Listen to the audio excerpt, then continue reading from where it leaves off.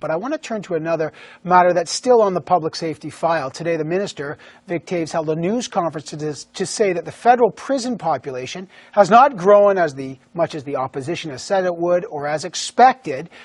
And he pointed out that spending will be nearly $1.5 billion less than planned over the next 7 years. He also claimed new laws are already working to cut crime and reduce the number of repeat offenses. Let's just look at what he had to say today.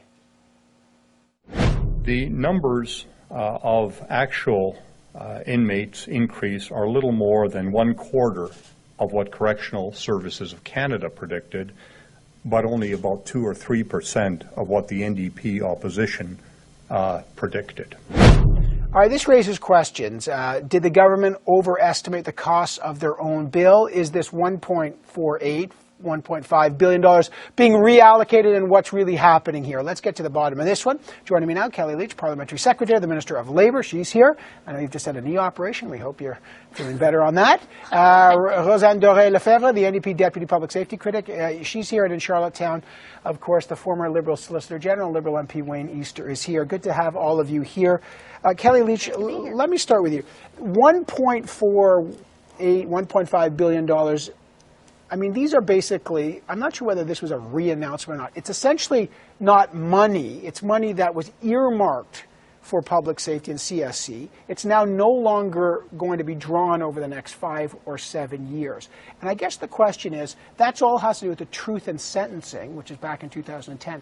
How do you know, given the fact that the Bill C-10, the omnibus bill, just passed months ago, is it too early to know whether there really will be an increase in the influx of prisoners that you may need more spaces for? Well, as the Minister mentioned, this is based on projections, and the projection that was given by Correction Services is only about 25%. What happened was only about 25% of that. And thus, because of that, I'm actually delighted to hear that over $1.4 billion will be placed back into the fiscal framework so that law-abiding Canadians have the benefit of having a balanced budget in an earlier time. So why did they get it wrong? I mean, this is the question. So according to the Minister, Correctional Services Canada basically gave a $1.4 billion estimate that was wrong. How did that happen? Well, look, an estimate was made. A projection was made on that. But let's be clear, our legislation has been focused on making sure that we have safe communities, making sure that we have safe streets, and we're achieving just that. The recidivism rate has decreased, and because of that, and also because of only 25% of that projection being an issue, more than $1.4 billion is being saved, put back into the fiscal framework for the future. Okay, so making sure, my apologies, but making sure that those funds are utilized by law-abiding Canadian citizens so that they have an opportunity to we have an opportunity to use those funds to make sure that other services are available. I think this is a good news story. We're getting closer to a balanced budget, Evan. This is a really good thing for Canadians. Okay, now just to be clear, this money has not been spent. It's just, it was Correct. sort of earmarked. It was earmarked. The budget when the Conservatives came to power for CSC was $1.6 billion. Now, according to the numbers that I have, I think it's $2.4 billion for 2010, 2011, 2.75 for 2011. So it's still going up. So I guess the question is it really saving Canadians money when you've almost increased spending on this by $1 billion over the last 6 years? Our focus has been, as we've said, our tough on crime legislation is to make sure that those individuals that are dangerous, that are serious criminals, are actually put behind bars, and that we have an opportunity to make sure that we have safe communities and safe streets.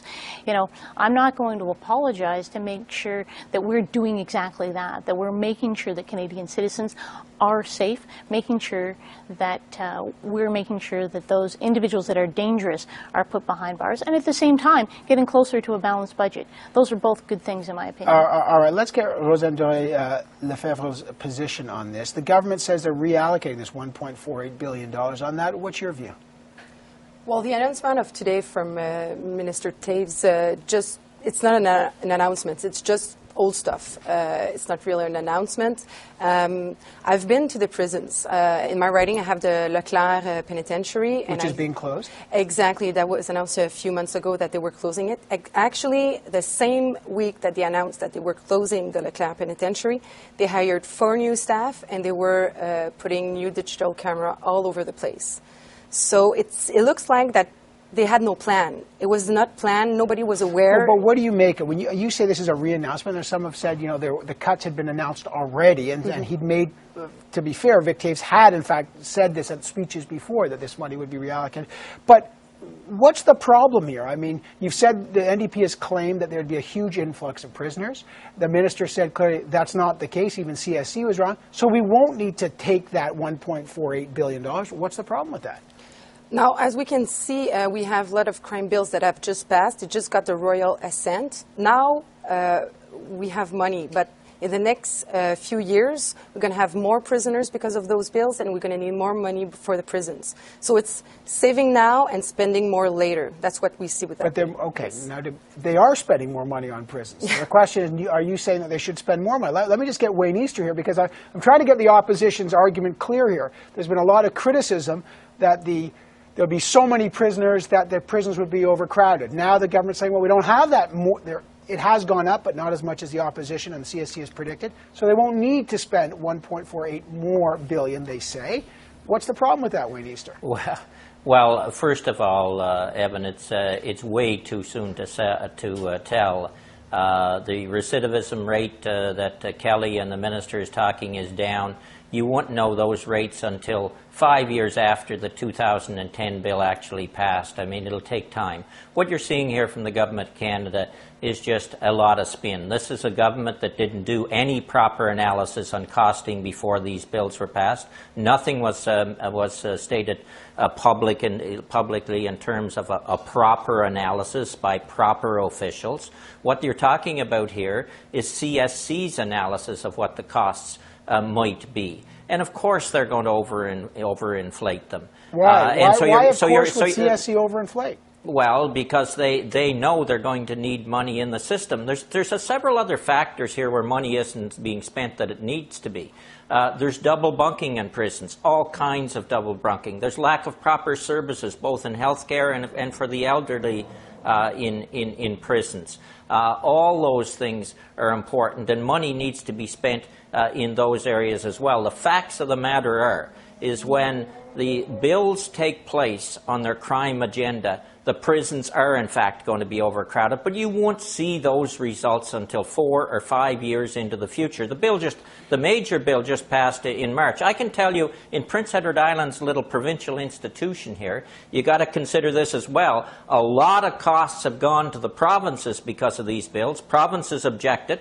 The federal government wouldn't transfer money to the provinces to handle the extra cost of housing and prison inmates as a result of their bills. This little prison out here, they're housing prisoners in the library right now. All right, Come on. You raised an interesting question, which is the downloading costs on the provinces, Kellie Leitch. And I tried to pose this question again to the department, to the minister's department today. Quebec has said that the cost of Bill C-10 will be $545 million downloaded on them to expand prisoners.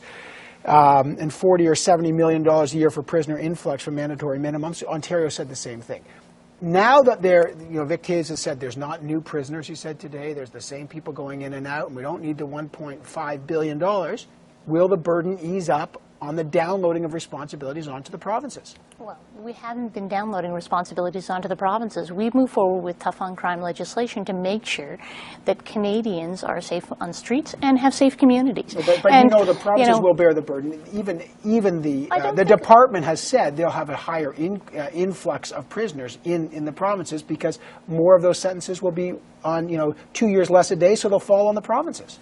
Well, we're already seeing decreased recidivism. We know that. We know that there were fewer criminals projected than what even correction services projected. Only 25%, in fact, only 2% of what the opposition has. That's got nothing to do with your bill, Kelly. So I want to make sure that people understand that we're moving forward with good policy that Canadians agree with, and at the same time, we're moving towards a balanced budget. These are good things. I've asked this question a lot, though, to the department, and they have not denied that the provinces would not pay for it. They've said if the provinces have increased costs, the feds will provide money through their transfers to pay for it. Are you now saying they won't have costs? I'm just trying to get what's the government's message here. The government will compensate they'll be paid for, or they're not going to get new prisoners. The What is it? government's message has been very clear on our tough on crime legislation. This is about making sure we stand up for victims and that we're making sure that those dangerous, serious criminals are put behind bars, Evan. And at the same time, because of the projections that we have, we're able to replenish the fiscal framework. And I think that that's a good thing for law-abiding Canadians. I got to get all three of you very quickly on, just before this break, these documents that CBC's Power and Politics obtained, prep for the minister, linking the controversial internet surveillance bill, Bill C-30, to possibly being able to help police in cases like the alleged killer Luca Rocca Magnotta. Basically, the government said that the documents show that they would help catch Magnotta. You had Michael Geist saying, no, they wouldn't. Is there a link? Would this bill have helped the police catch Magnotta quicker? Kellie Leitch. Well, Bill C-30 has now gone to committee for major review, and I'm not going to speculate on any hypotheticals. We'll wait until the committee comes back with their major review. All right.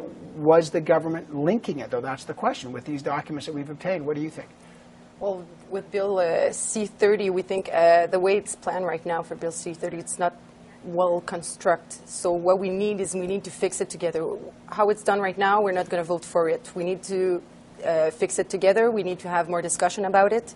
And yeah, we need to fix this bill if the oppositions want to vote for it. All right, which is why it's at committee, of course, as Kellie said. Last word to you, Mr. Easter. Yeah, I do think Michael Geist's arguments are correct, but we do know that this government will take the worst example possible to try and justify something. I do have to go back, though, to the recidivism.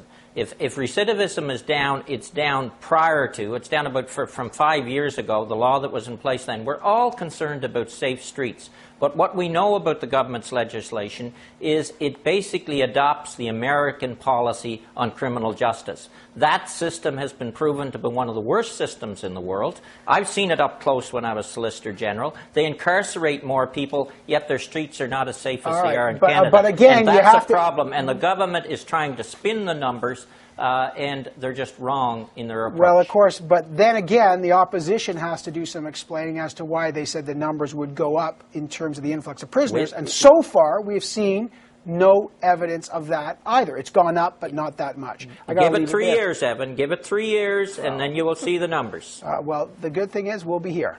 Kellie Leitch, Rosane, Doré, Lefebvre, and Wayne Easter. We will follow along as long as it takes. I appreciate all your time today. Thanks so much. Take care. Thank you.